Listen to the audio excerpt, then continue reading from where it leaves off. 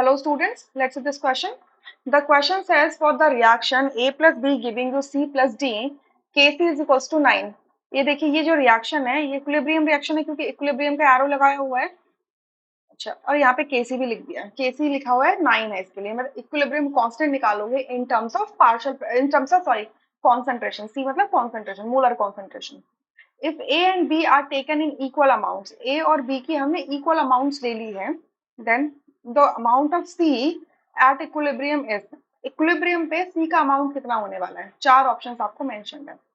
अब यहाँ से जरा ध्यान से देखना, A plus B giving you C plus D, C plus D। ए और बी की इक्वल अमाउंट है। लेट्स से कि टाइम 0 पर इनकी इक्वल अमाउंट मैंने 1 और इसकी 1 ले ली, तो जब स्टार्टिंग होगी तो आपका प्रोडक्ट तो होगा नहीं, ये सी 0 होगा, डी 0 होगा। जब टाइम इक्विलिब्रियम पहुंचा, ठीक है, इक्विलिब्रियम पे टाइम पहुंचा, तो आपका ए किसी अमाउंट से डिकम्पोज करेगा, ठीक है, और बी भी डिकम्पोज करेगा। तो जो ए की अमाउंट है लेट्स से कितनी बची है, 1 माइनस एल्फा बची है, और बी की जो अमाउंट बची है वो कितनी बची है, 1 minus alpha. Alpha is the degree of dissociation, ठीक है, कि आपका जो ए सब्सटेंस है वो इतना फ्रैक्शन से डिसोसिएट कर रहा है कि out of total number of substance, total amount of the substance, आपका certain amount of the substance A is undergone dissociation, ठीक है, या एनी चेंज, डिसोसिएशन या फिर एसोसिएशन, एनी चेंज, राइट। तो अगर एल्फा से डिग्री ऑफ एल्फा को अगर हम डिग्री ऑफ डिसोसिएशन कह रहे हैं, तो उसी अमाउंट से सी भी फॉर्म होगा एल्फा से, और डी भी अल्फा अमाउंट से फॉर्म होगा, ठीक है। सो एट इक्विलिब्रियम पे हम केसी लिख सकते हैं। केसी क्या होगा, कॉन्सेंट्रेशन ऑफ सी की पावर 1, क्योंकि इनका कोफिशिएंट 1 है, कॉन्सेंट्रेशन ऑफ डी की power 1, concentration of A divided by concentration of A multiply concentration of B. देखिए ए बी सी डी सबका कोफिशिएंट क्या है, स्टोइचोमेट्रिक कोफिशिएंट 1 है, तो उनकी पावर भी 1 आ जाएगी, ठीक है। तो इक्विलिब्रियम पे कॉन्सेंट्रेशन ऑफ सी और डी क्या है, अल्फा इंटू अल्फा, तो अल्फा स्क्वायर हो जाएगा। और इक्विलिब्रियम पे ए और बी की कॉन्सेंट्रेशन क्या है, 1 माइनस अल्फा है, तो हो जाएगा 1 माइनस अल्फा का होल स्क्वायर, ठीक है।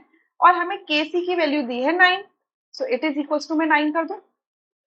अब अगर मैं इसको फर्दर सॉल्व करूं, मैं इसको यहाँ पर सॉल्व कर लेती हूँ, that alpha upon 1 minus alpha, इसको मैं ऐसे होल स्क्वायर लिख दूं, it is equals to 9। Alpha upon 1 minus alpha it is equals to 3। हम पॉजिटिव 3 लेंगे जब भी हम अंडर रूट लगाएंगे दोनों साइड में, तो लेफ्ट हैंड साइड का अंडर रूट हट जाएगा, राइट हैंड साइड में 9 का अंडर रूट 3 होता है। 3 भी हो सकता है, प्लस 3 भी हो सकता है, लेकिन सॉरी माइनस 3 भी हो सकता है, प्लस 3 भी हो सकता है, बट हम माइनस 3 नहीं ले सकते, क्योंकि आपका जो अल्फा है वो एक अमाउंट बताता है, और अमाउंट कभी भी नेगेटिव में नहीं आ सकता, ठीक है। सो पॉजिटिव 3 ले लेंगे।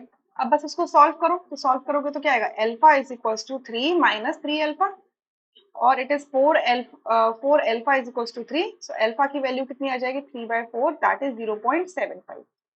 अब जो हमें कॉन्सेंट्रेशन ऑफ सी पूछा है इक्विलिब्रियम पे, तो concentration of C at equilibrium क्या है, अल्फा है, और अल्फा की वैल्यू कितनी है, 0.75 है। तो आपका यहाँ से थर्ड ऑप्शन करेक्ट होगा, rest options would be incorrect. I hope you understood this question really very well, thank you.